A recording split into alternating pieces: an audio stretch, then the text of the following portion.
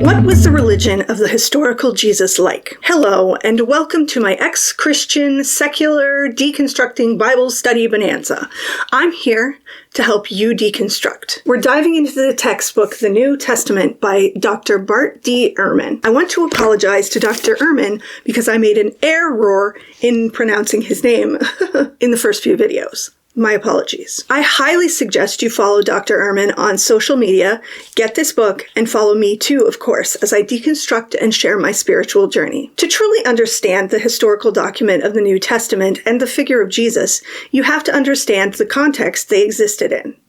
In the previous chapter, we talked about the Greco-Roman pagan context, and in this chapter, called The Jewish World of Jesus and His Followers, we're going to talk about the context of Judaism in the early 1st century. Before we get started, I want to make it clear that any anti-Semitic comments will be reported and deleted, and also any pro-Zionist comments will be reported and deleted.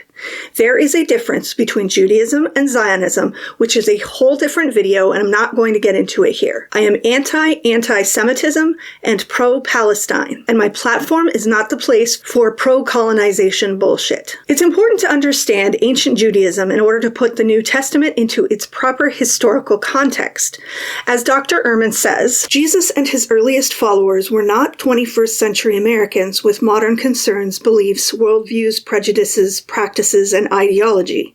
They were ancient people with ancient assumptions about the world and their place in it. In particular, they were all 1st century Jews.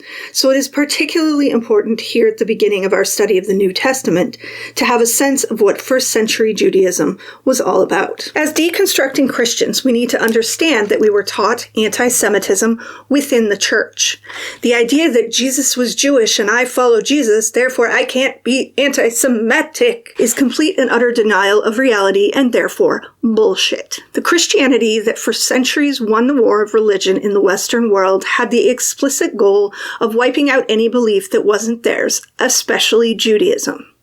They did that by stealing a holy book that didn't belong to them, that is, stealing the Hebrew Bible or Old Testament, and fabricating a new faith in opposition to what Judaism taught. That is where modern anti-Semitism began. I did a 14-part series on this back in June and July 2023, so if you're interested in deconstructing around this, I suggest you go watch it. Yes, historians agree that Jesus was Jewish, but we can't behave like he was Jewish in a modern context. We also can't conflate Judaism and Christianity. The Christian today is not the Jew today, and vice versa. Their beliefs are totally different. Their spirituality is totally different. Their goals in relating to the world is totally different. Moving into the historical context, Judaism in the ancient Roman world can be put into the pyramid I talked about from chapter 3. Jews were seen by other people as one of multiple cults used in the historic sense of a particular type of worship to one deity and not the modern pejorative sense. Judaism was known and accepted in the world back then. Ancient Jews believed that the God they worshipped was somewhere between the unknown and unknowable God the Roman philosophers believed in and the human-like gods of Mount Olympus. Their God was so holy and far removed from humanity that no one was allowed to say his name, and still aren't. They believed that Adonai had entered into a pact with them to keep certain laws as an act of reverence toward him. In Christianity, we were taught that keeping the law was an onerous burden. We even looked with pity on the Jewish people, which is an act of anti-Semitism. Do you see how insidious the Christian teachings are? But both current and ancient Jewish people don't see keeping the law as a burden. They see it as a great honor. They were favored by Adonai, so they follow the law to show their love and appreciation of what he did for them. They don't have to follow the law to be saved. That's an anachronistic belief forced upon them. One of the things I've been doing since the aforementioned videos on Christian anti-Semitism is following Jewish bloggers. I was at first quite, astounded by the reverence toward the stories in the Hebrew Bible.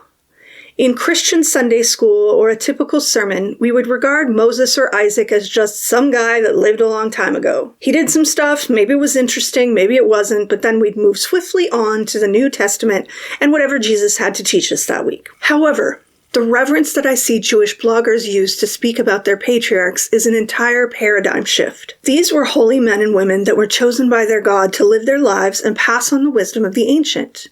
And as I say it, I'm like, duh. But being raised Christian with the same attitude toward Noah that I had toward George Washington made this a whole moment of enlightenment for me. Jewish people actually revere the ancient figures in the Hebrew Bible, just as they revere their duty to the law and their God. So, in the context of our study of the New Testament, we need to understand how much reverence the historical Jesus and his followers would have had toward their Jewish beliefs. It's not the combative dismissal of the words of the scripture we were taught.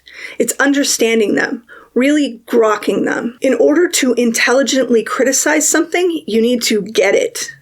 Otherwise, you're not critiquing the thing itself, only your faulty knowledge of it. That's a bit of a tangent, but my point is that Jesus may have been critiquing his own people, but it came from a place of intimately knowing them, because he was one of them. What was the true history of Jesus' people which led to his teachings as we know them today in the New Testament? If you'd like to know more about the history of the Hebrew Bible and the ancestors of Jewish people before the time of Jesus, I like the book The Bible Unearthed by Israel Finkelstein and Neil Asher Silberman. In a very short summary, nomads lived in the area nowadays known as Palestine. These nomadic Canaanites settled the region and built the city of Jerusalem. They began to develop an identity as a people called the Kingdom of Judah or the Israelites, depending on the time period you're referring to. This led to the worship of Adonai and the development of the Hebrew Bible, which included the Book of the Law, which is what religious Jews follow today. As an interesting side note, the story of Moses is a myth. There's no archaeological evidence that it's true. A lot of other Bible stories are myths,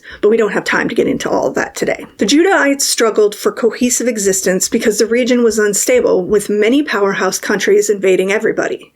Around 600 BCE, the Babylonians invaded the region, destroyed the Temple of Jerusalem, and took captive and dispersed the Judahites all over. After this is when they began to be known as Jews. By the time of Jesus, there were far more Jews in the diaspora than in Palestine. Some scholars calculate that in the days of Jesus, twice as many Jews lived in Egypt as in all of Palestine itself. Many people of this time would worship the local deities if they moved somewhere else, but a distinctive feature of the Jewish people was that they continued to worship the God of their homeland. Remember from last chapter that people were concerned mostly about survival, and they believed local deities would be most interested in helping them. But the Jewish people were unique in regarding worshiping Adonai and keeping the law as part of their identity. About 50 years after the Babylonian invasion, the Persians invaded the region and overthrew the Babylonians. The Persians ended the Jewish exile and allowed their temple to be rebuilt. Although the Jewish people were under the rulership of Persia, their leaders and priests were allowed to be somewhat self-sufficient, especially when it came to religion. But then, about 200 years later, Alexander the Not-So-Great came a-conquerin' and things got hairy again. Like I said, the region was unstable for quite a time. In 63 BCE, Rome wrestled itself into power. There was a lot of back and forth about whose culture would dominate, whether the Jewish people could follow their own customs, and whether they wanted to follow their own customs.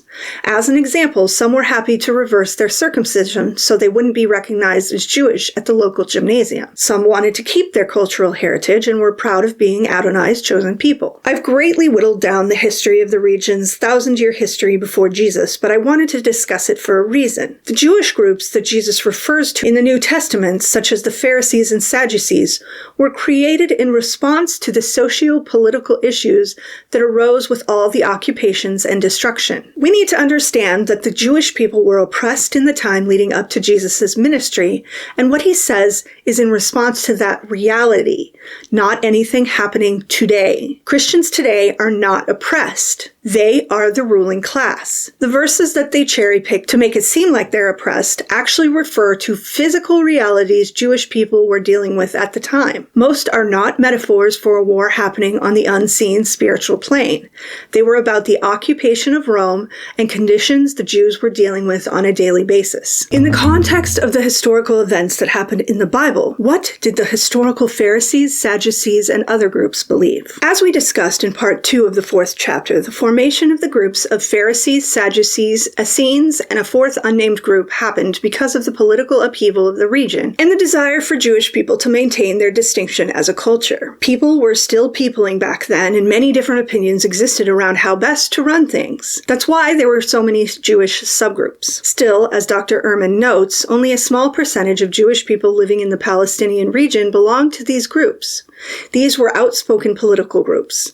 Think about activist groups today and how only a small portion of the population belongs to them. That doesn't mean anyone is wrong or ignorant. It just means that the majority of people are more wrapped up in their daily lives than in politics. Let's first dive into what the Pharisees believed. Rather than accepting the culture and religion of the Greeks, these Jews insisted on knowing and obeying the law of their own God to the fullest extent possible. One of the difficulties with the law of Moses, however, is that in many places it is ambiguous.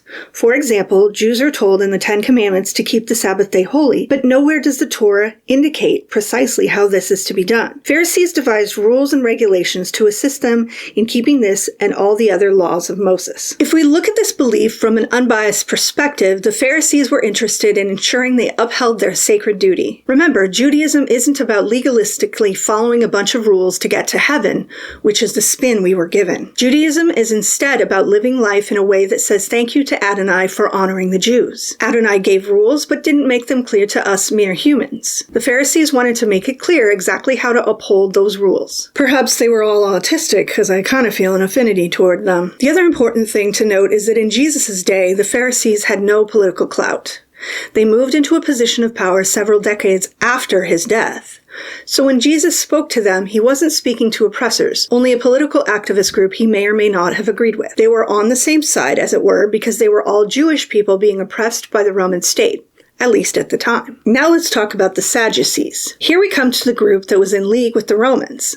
Most of the Sadducees were Jewish priests, and this group was cooperative with the Roman governor. They really didn't like all the rules the Pharisees were making. The Sadducees focused their religious attention on the sacrifice in the temple and expended their political energy on working out the relations with the Romans so that these sacrifices could continue. From their perspective, they were choosing the lesser of two evils. They needed to somewhat be in bed with the enemy, the Romans, so they could be allowed to continue their work for Adonai. I can see how that might be considered hypocritical to some of the Jews, but that's how politics works today. Concede some things over here in order to get the more important work done over there. Was it full of integrity and perfect morality? No, but again, that's what the lesser of two evils says. The third group within Judaism in Jesus' day was known as the Essenes. The Essenes were a group of Jews who lived isolated from the rest of society in an area known as Qumran. They were upset that one of the invaders had put the wrong bloodline in charge of the temple, so they lived apart and kept the Mosaic law rigorously. Also, they did so fully expecting the apocalypse of the end of time to be imminent.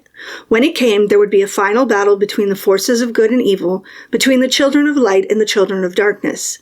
The battle would climax with the triumph of God and the entry of his children into the blessed kingdom. There was a fourth and final philosophy that was never named by either the New Testament or the historian who wrote about it. It seemed to be several political groups who had this philosophy over time.